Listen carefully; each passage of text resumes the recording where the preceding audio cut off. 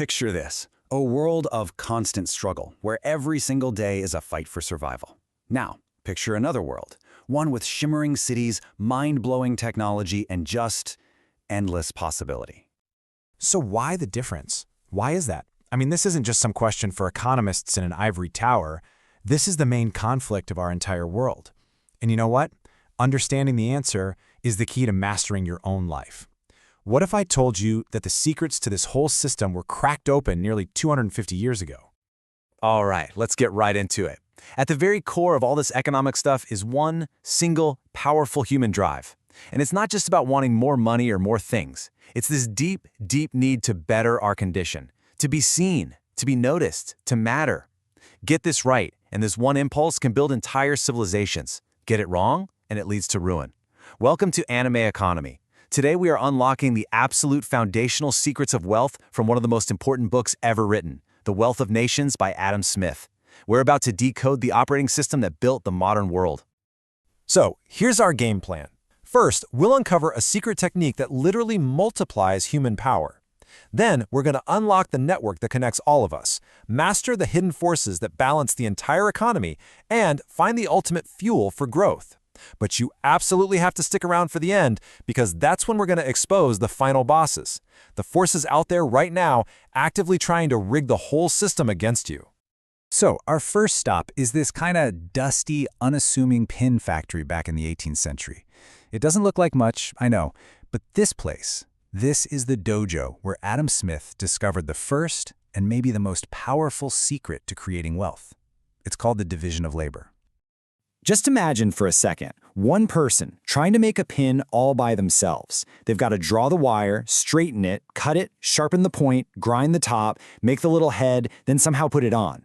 It is a slow, painful, exhausting process. Smith figured that one guy working totally alone would be lucky to make even 20 pins a day.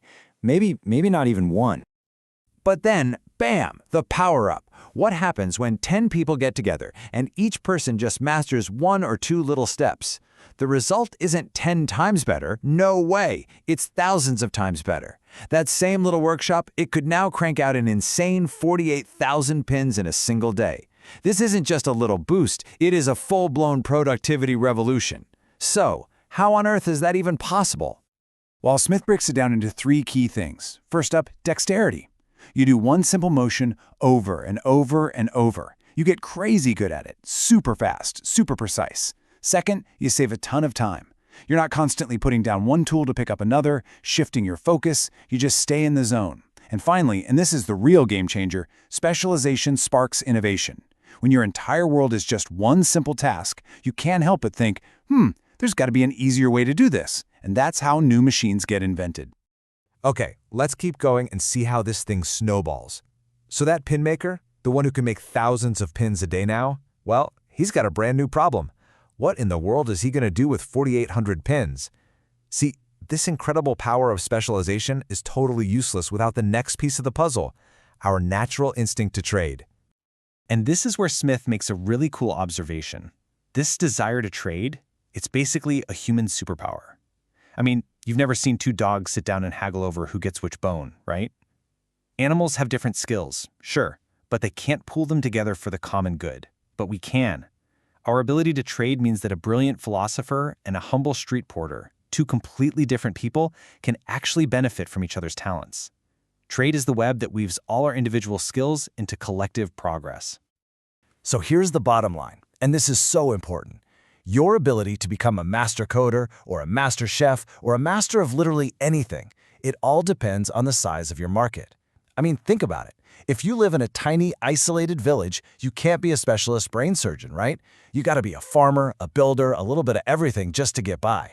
But in a huge city, or better yet, on the internet, you could specialize in something incredibly specific because you have millions of potential people to trade with. The bigger the market, the more specialized you can be, and the more wealth can be created. Okay, so we've got specialists making tons of stuff, and we have a market to trade it all in. But what decides the price of anything? This brings us to the core conflict of the economic world. It's this constant tug of war between buyers and sellers, and it's all governed by a hidden force Smith famously called the invisible hand. First things first, we need a baseline. For any product out there, there's something called a natural price. Just think of this as its true cost. It's the bare minimum needed to cover the cost of the materials, the workers' wages, and a little profit for the person who put up the money. It's the break-even point, the center of gravity. But the price you actually see on the tag is the market price. This is the real-world price, and it's bouncing around all the time based on supply and demand. You know, a new gaming console drops, everybody wants one, but there are only a few available. That market price shoots way, way above the natural price. On the flip side, if a farmer has a massive harvest of apples and nobody's buying, the market price crashes way below it. And this is the beautiful part. This is the balancing act. That invisible hand isn't some kind of magic. It's just what happens when everyone acts in their own self-interest. When the market price for something is super high, those huge profits are like a giant flashing sign saying, come make money here. So new competitors jump in, they increase the supply, and that pushes the price back down toward that natural break-even point. And if the price is too low, well, people start losing money, they get out of that business, supply shrinks, and the price creeps back up. It's this constant self-correcting dance always being pulled back to the center. By the way, if you're getting value out of this breakdown, do me a quick favor and hit that like button and maybe share it with someone who needs to understand these forces. All right, so we get production, we get pricing, but what's the fuel for this whole engine? What allows the system to grow and get bigger and better? This is where we find the ultimate power-up in our economic quest, capital. It's the stored-up power that makes everything else go. So Smith says that a society's total wealth, what he calls its general stock, can be split into three big buckets. First, you've got the stuff we need right now for everyday life, food, clothes, our couches. That's for immediate use. But the other two parts, that's where the real wealth building happens. That's fixed and circulating capital. Think of fixed capital as the heavy machinery of the economy. These are the assets that make you money without you having to sell them. In our anime story, these are the giant mechs, the factories, the fortresses. We're talking about machines, tools, workshops, and get this, even the skills and abilities inside our heads. These are the long-term investments that level up our power to produce. Circulating capital. Now that's the lifeblood. These are the things that only make money when they change hands. This includes money itself, obviously, but it's also all the raw materials waiting to be turned into something, and all the finished products sitting on shelves waiting to be sold. It's the constant flow of energy and resources that keeps the entire system alive and kicking. So, we've got the techniques, we've mastered the forces, we've fueled the engine. Now, it's time for the final boss battle.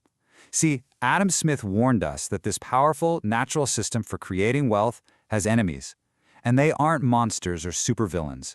They are man-made rules and systems designed to rig the game, to benefit a select few at the expense of everybody else.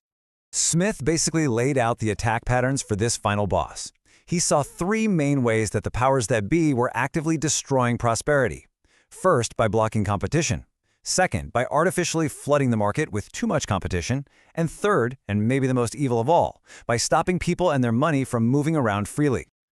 Here's a perfect example of enemy number one in action. Back in Smith's day, powerful groups called guilds basically ran everything. And they convinced politicians to pass laws saying a master craftsman could only have 1 or 2 apprentices. Now this had nothing to do with quality. It was all about creating an artificial shortage of skilled workers so the existing masters could charge ridiculous prices. Sound familiar? It should. It's the same logic behind some modern professional licensing that requires years of crazy expensive training or giant corporations that lobby for regulations that crush their smaller upstart rivals. It's the same old trick. Pull up the ladder behind you. And this is enemy number 3. The law of settlements was a brutally effective policy that basically chained poor workers to the town they were born in. So if you were a worker in a town with no jobs, you couldn't just pack up and move to a growing city where factories were begging for labor. It was illegal. This completely short-circuited the market's natural balancing act and trapped millions in poverty. And we see echoes of this today, don't we? In things like insane zoning laws that make it impossible to build affordable housing in cities with great jobs, or the way some companies use non-compete agreements to trap their employees. Anything that stops people from freely moving to opportunity is an enemy of wealth. Period.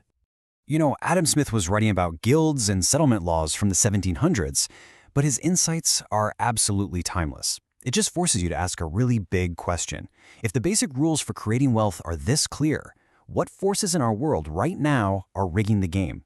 Where do you see modern-day guilds and modern-day settlement laws that restrain competition and obstruct freedom? Because this isn't just a history lesson. It's happening all around us. I'd love to know what you think down in the comments.